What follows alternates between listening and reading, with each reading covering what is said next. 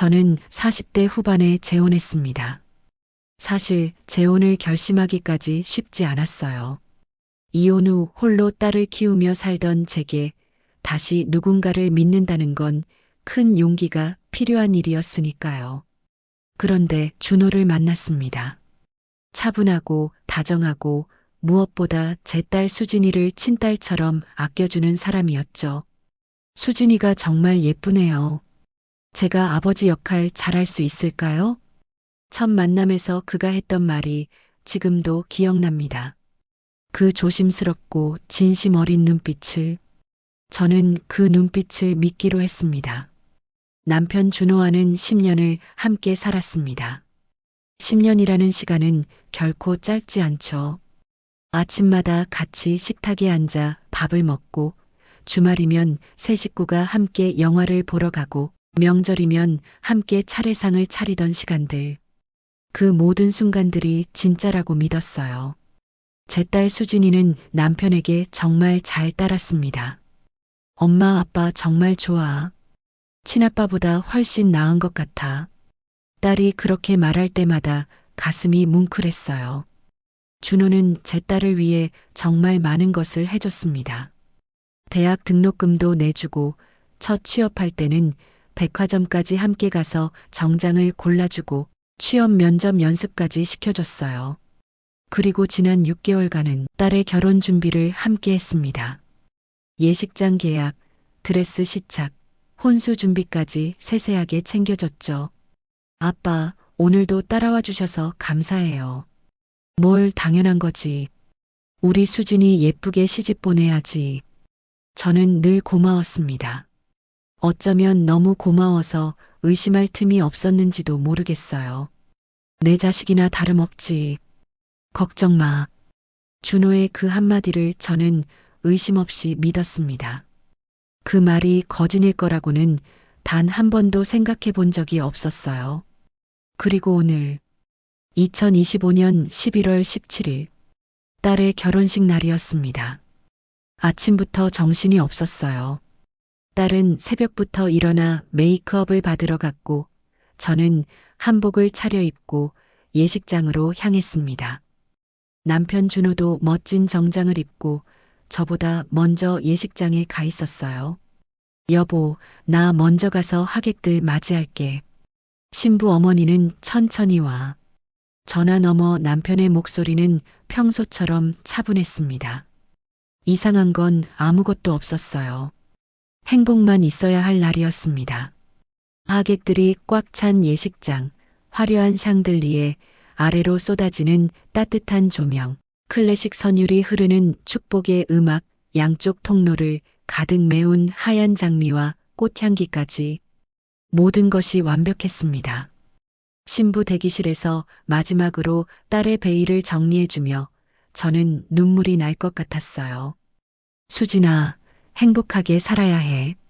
엄마, 울면 안 돼. 화장 다 번져. 딸이 웃으며 제 손을 꼭 잡았습니다. 오후 2시 정각, 파엘벨의 캐논이 울려 퍼졌습니다.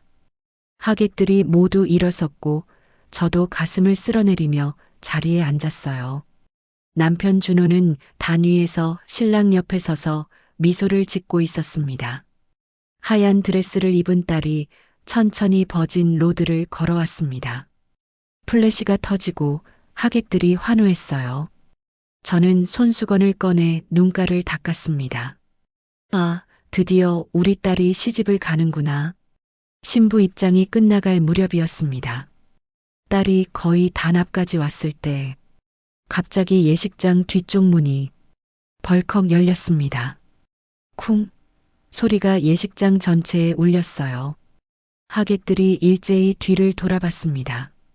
저도 본능적으로 고개를 돌렸죠. 그리고 그 순간을 저는 평생 잊을 수 없을 것 같아요. 하얀 원피스를 입은 한 젊은 여자가 서 있었습니다. 20대 중반쯤 되어 보이는 긴 생머리에 창백한 얼굴의 여자였어요. 그녀는 숨을 헐떡이며 버진 로드를 걸어 들어왔습니다. 딸의 드레스 자락을 밟을 듯 가까이. 음악이 멈췄습니다. 예식장은 순식간에 술렁이기 시작했어요. 저 여자 뭐야? 하객인가? 왜 저래? 웅성거림이 점점 커졌습니다. 사회자가 당황한 표정으로 마이크를 들었어요. 저기요, 지금 결혼식 중입니다. 자리에 앉아주시겠습니까? 하지만 여자는 멈추지 않았습니다. 그녀는 계속 앞으로 걸어왔어요. 사회자가 막으려고 단 아래로 내려오는 순간 여자가 사회자의 손에서 마이크를 낚아챘습니다. 비켜주세요. 여자의 목소리가 스피커를 타고 예식장 전체에 울려 퍼졌습니다. 하객들이 숨죽였어요. 저는 무언가 끔찍한 일이 일어날 것 같은 예감에 온몸이 얼어붙었습니다. 여자는 떨리는 손으로 마이크를 쥐고 단 위를 올려다봤습니다. 그녀의 시선이 향한 곳은 제 남편, 준호였습니다. 아빠, 그 한마디에 예식장이 완전히 얼어붙었습니다. 아빠, 지금 뭐라고 한 거죠? 저는 머리를 망치로 맞은 듯 어지러웠어요.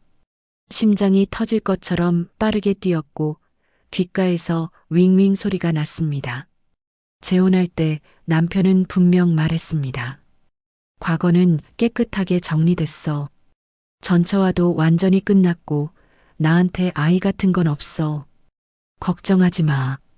그날 카페에서 저는 조심스럽게 물었었어요. 혹시 전처분과 사이에 자녀는 없으신가요? 없어. 우리는 아이를 갖기 전에 헤어졌으니까. 그의 대답은 너무나 확고했습니다. 의심할 여지가 전혀 없었어요. 그 말이 전부 거짓이었던 겁니다. 10년 동안, 3,650일 동안 제 옆에서 거짓말을 하며 살았던 겁니다. 단 위에서 준호의 얼굴이 점점 사색이 되어 갔어요. 그의 입술이 파르르 떨렸고 두 손은 주먹을 쥔 채 굳어 있었습니다. 저는 발밑에서 세상이 기울어지는 걸 느꼈습니다. 저는 여자가 다시 마이크를 입에 댔습니다. 저는 김준호 씨의 딸입니다. 그 말은 마치 폭탄이 터진 것 같았어요. 하객들 사이에서 탄식이 터졌습니다. 헉! 세상에. 진짜야? 신부 아버지가 딸이 있었다고? 제 딸, 신부는 그대로 굳어버렸습니다. 부케를 든 손이 바들바들 떨렸어요. 신랑이 딸의 어깨를 붙잡았지만 딸은 움직이지 못했습니다. 아버지, 딸의 목소리가 잠겨 나왔어요. 이게 무슨 말이야? 단 위에 선 준호는 대답하지 못했습니다. 그저 고개를 떨구고 눈을 질끈 감았을 뿐이었어요. 젊은 여자는 떨리는 손으로 핸드백에서 서류 봉투를 꺼내 들었습니다. 친자 확인서입니다. 그녀가 서류를 펼쳐 보였어요. 하객들 몇몇이 목을 쭉 빼고 보려 했습니다. 3년 전에 아빠가 직접 DNA 검사를 하셨잖아요. 기억하시죠? 준호는 아무 말도 할 수 없었습니다. 그저 입술만 달싹거릴 뿐 여자의 눈에 눈물이 맺혔습니다. 아빠는 저에게 매달 생활비를 보내주셨어요. 그녀의 목소리가 점점 높아졌어요. 대학 등록금, 병원비, 생활비 다요. 매달 300만 원씩. 그런데 여자가 흐느꼈습니다. 갑자기 3개월 전부터 끊으셨어요. 저는 그제야 깨달았습니다. 3개월 전, 그때가 바로 딸의 결혼 날짜가 확정된 때였어요. 여자의 눈이 붉어졌습니다. 그래서 찾아온 거예요. 왜 갑자기 돈을 끊으셨는지. 전화도 안 받으시고 문자도 무시하시고. 그녀가 가슴을 치며 울었어요. 왜 제게 딱 결혼식까지만 기다려달라고 하셨는지. 제 심장이 내려앉았습니다. 그 한마디, 결혼식까지만. 그 말의 의미는 이 결혼식만 끝나면 다시 돈을 보내준다는 뜻이었을까요? 아니면 저와 딸을 속이고 이 결혼식만 무사히 넘기면 된다고 생각했던 걸까요? 남편 준호는 심하게 흔들리며 입술만 떨었어요. 그만해. 제발. 여기서는 안 된다고요? 여자가 비웃듯 되물었습니다. 그럼 어디서 말하라고요? 아빠는 제 전화도 안 받으시잖아요. 하객들이 웅성거렸습니다. 신랑 측 어른들이 일어서기 시작했어요. 분위기가 점점 최악으로 치달았습니다. 그러나 여자는 멈추지 않았습니다. 오히려 눈물을 닦으며 말을 이었어요. 그리고 그녀가 핸드폰을 높이 들어 올렸습니다. 이 문자 메시지 누가 보냈는지 한번 보세요. 다들 보세요. 예식장 스크린에 그녀의 핸드폰 화면이 크게 비춰졌습니다. 누군가 급하게 영상 송출을 전환한 거였어요. 화면에는 남편이 보낸 문자가 선명하게 떠 있었습니다. 민지야, 미안하다. 나 지금 아내랑 계속 살기로 했다. 너한테 아빠 역할 못 해줘서 정말 미안해. 부디 이해해다오. 발신 시각 2025년 8월 15일. 그날은 딸의 청첩장을 돌린 날이었어요.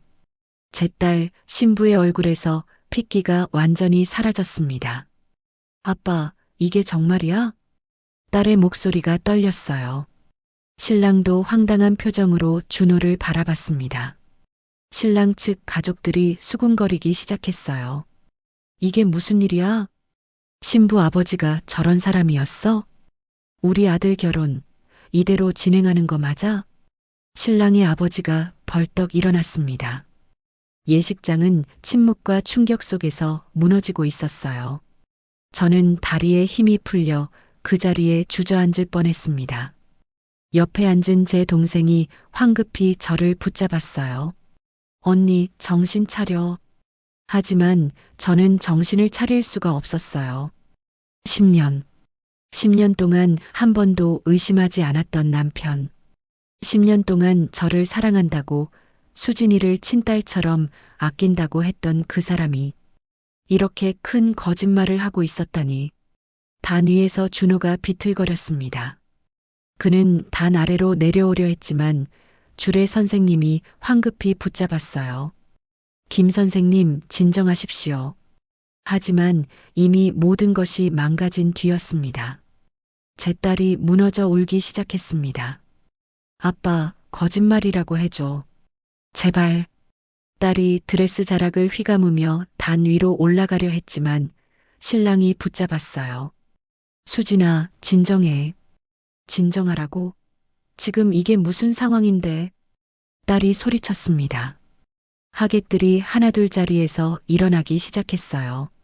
어떤 이는 사진을 찍고 어떤 이는 급히 예식장을 빠져나갔습니다. 여자는 여전히 단 앞에 서서 울고 있었습니다. 아빠, 저도 아빠가 필요해요. 왜 절 버리세요? 준호가 떨리는 목소리로 겨우 대답했어요. 민지야, 아빠가 잘못했다. 하지만 여기서는 안 된다고요? 그럼 어디서요? 민지라는 이름의 여자가 주저앉으며 울부짖었습니다. 아빠는 저한테 약속하셨잖아요. 대학만 졸업하면, 제가 취직하면 그때는 당당하게 소개해 주신다고. 저는 그제야 깨달았습니다. 남편이 딸의 대학 등록금을 내주고 취업을 도와주던 그 시간 동안 다른 한쪽에서는 자기 친딸에게도 똑같은 일을 하고 있었던 거예요. 두 딸을 동시에, 하나는 빛 속에서, 하나는 그림자 속에서. 제 딸 수진이가 신부 대기실로 달려갔습니다. 드레스를 질질 끌며 울음을 터뜨리며 신랑도 당황한 표정으로 따라 나갔죠. 신랑 측 어른들도 하나둘 자리를 떴습니다. 이건 좀 아닌 것 같은데. 우리 집안 망신이야. 신랑의 어머니가 화난 얼굴로 중얼거렸어요. 하객들은 더 이상 앉아있지 않았습니다. 조용히 그러나 빠르게 예식장을 빠져나갔어요. 5분도 안 되어 화려하게 꾸며진 예식장은 텅 비었습니다. 결혼식은 완전히 중단됐습니다. 주례 선생님이 난처한 표정으로 물러갔고 사회자는 이미 자리를 떠난 뒤였어요. 예식장에는 저와 남편 그리고 울고 있는 그 여자만 남았습니다. 저는 천천히 일어나 남편에게 다가갔습니다. 제 한복 치마가 바닥을 쓸었어요. 준호는 고개를 푹 숙인 채 서 있었습니다. 저는 그를 바라봤습니다. 10년 동안 믿고 의지했던 그 사람이 이제는 전혀 모르는 사람처럼 느껴졌습니다. 준호 씨, 제 목소리가 떨렸어요. 정말이에요? 몰래 딸이 있었던 거예요? 그는 고개를 들지 못했습니다. 그저 주먹을 쥔 채 입술을 깨물 뿐이었어요.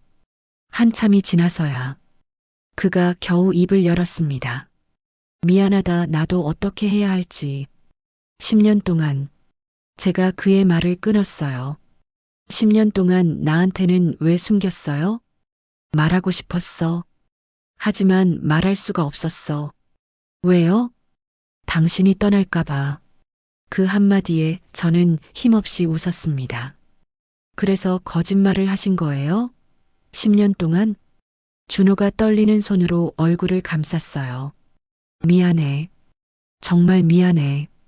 하지만 미안하다는 말로는 아무것도 되돌릴 수 없었습니다. 말하는 제 목소리가 낯설 만큼 차가웠습니다. 당신은 수진이한테도 거짓말을 한 거예요.